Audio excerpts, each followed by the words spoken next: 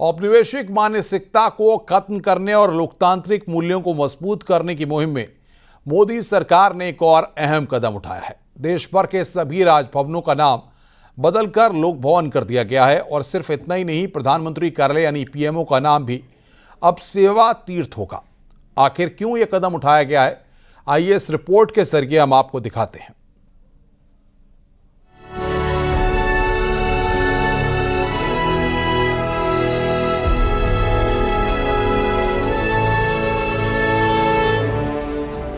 दिसंबर 2025 भारत के इतिहास में दर्ज होने वाली तारीख।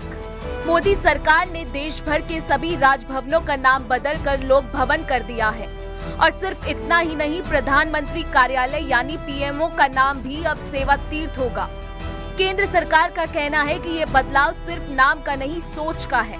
सत्ता को शक्ति और विशेषाधिकार का प्रतीक मानने की बजाय इसे सेवा और जिम्मेदारी का प्रतीक बनाने का प्रयास है। राजभवन अब लोक भवन के नाम से जाना जाएगा। पीएमओ अब सेवा तीर्थ है। राजपथ अब कर्तव्य पथ के नाम से जाना जाता है। 7 रेस कोर्स रोड अब लोक कल्याण मार्ग है। सेंट्रल सचिवालय का नाम बदलकर कर्तव्य भवन रखा गया है। दिल्ली में राजपथ था, जिसका नाम इसी सरकार ने बदलकर कर्तव्य पथ कर दिया था। राजपथ से कहीं न कहीं राजपाठ जैसा भाव आता था। इसके बाद प्रधानमंत्री आवास, जो कहीं न कहीं 7RCR के नाम से जाना जाता था, उसको 7LKM यानी लोक कल्याण मार्ग बनाया गया। और आपको अब बता दें कि जो नया प्रधानमंत्री कार्यालय बन रहा है, उसको सेवा तीर्थ नाम रखा गया है। दशकों से साउथ ब्लॉक में स्थित प्रधानमंत्री कार्यालय अब नए सेवा तीर्थ कॉम्प्लेक्स में शिफ्ट हो रहा है। ये परिसर वायु भवन के पास बनाया गया है और इसमें 3 आधुनिक इमारतें हैं, सेवा तीर्थ 1, सेवा तीर्थ 2 और सेवा तीर्थ 3। इनमें पीएमओ, कैबिनेट सचिवालय और एनएसए का ऑफिस होगा। ये बदलाव प्रशासनिक कामकाज को तेज और हाईटेक बनाने की दिशा में एक बड़ा कदम है। प्रधानमंत्री जी ने आश्वस्त किया था देश के नौजवानों को कि हर साल 2 करोड़ रोजगार देंगे। 11 साल में अगर 2 करोड़ के औसत से रोजगार देते तो 22 करोड़ नौजवानों को रोजगार मिलता और आज शायद देश में कोई नौजवान बेरोजगार नहीं होता। लेकिन 11 साल के इतनी प्रचंड बहुमत की सरकार चलाने के बाद कई इंजन लगे हैं सरकार में, बावजूद इसके बेरोजगारी की सबसे ज्यादा अगर दर कोई है तो आज उनके कार्यकाल में है। डॉलर की सबसे ज्यादा गिरावट है तो आज उनके कार्यकाल में है। आज सवाल प्रधानमंत्री जी से यह है कि जब वो माननीय प्रधानमंत्री बने थे या उस समय चुनाव में आए थे 13-14 में, तो उन्होंने कहा था कि 100 दिन के अंदर स्विस बैंक का सारा पैसा आएगा, सब गरीबों के खाते में 15 लाख पहुंचेगा। तो आज सेवा तीर्थ से सवाल ये बनता है कि आखिर 11 साल में कितना आया।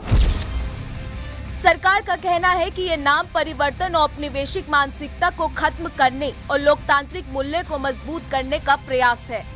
राज शब्द सत्ता और साम्राज्य का प्रतीक था, जबकि लोक और सेवा जनता और जिम्मेदारी का।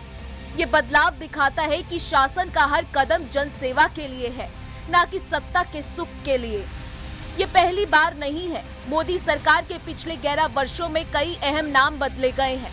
2016 में प्रधानमंत्री आवास का नाम 7 रेस कोर्स रोड से बदलकर लोक कल्याण मार्ग किया गया। 2022 में राजपथ का नाम बदलकर कर्तव्य पथ रखा गया। सेंट्रल सचिवालय अब कर्तव्य भवन कहलाता है। विरासत के साथ विकास कर रहा है। आज भारत का बोलबाला भी दुनिया में डंका नरेंद्र मोदी जी के नेतृत्व संभाल रहे हैं और दूसरी तरफ 8.5% की दर से जीडीपी भी बढ़ रहा है। देश के पहले प्रधानमंत्री थे, जब सदन के अंदर आए थे तो माथा टेका था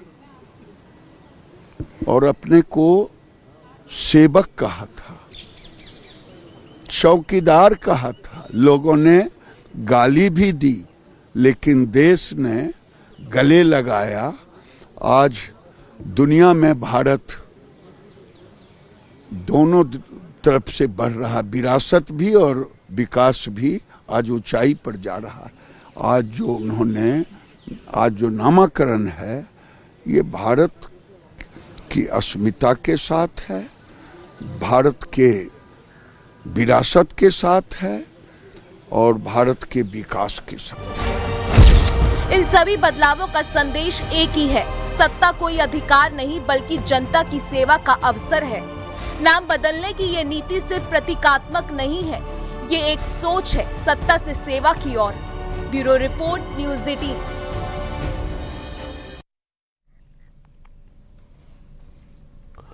पीएमओ का नाम सेवा तीर्थ किए जाने पर गृह मंत्री अमित शाह ने सोशल मीडिया पर पोस्ट किया है। गृह मंत्री अमित शाह ने पोस्ट कर लिखा है कि पिछले 11 सालों से मोदी सरकार सत्ता नहीं सेवा की पर्याय रही है, जिसमें सत्ता का सर्वोच्च नेता स्वयं को प्रधान सेवक मानकर जनता के लिए सातों दिन 24 घंटे कार्य कर रहे हैं। इसी दिशा में पीएम मोदी ने सेवा के संकल्प को दोहराते हुए प्रधानमंत्री कार्यालय को सेवा तीर्थ नाम दिया है।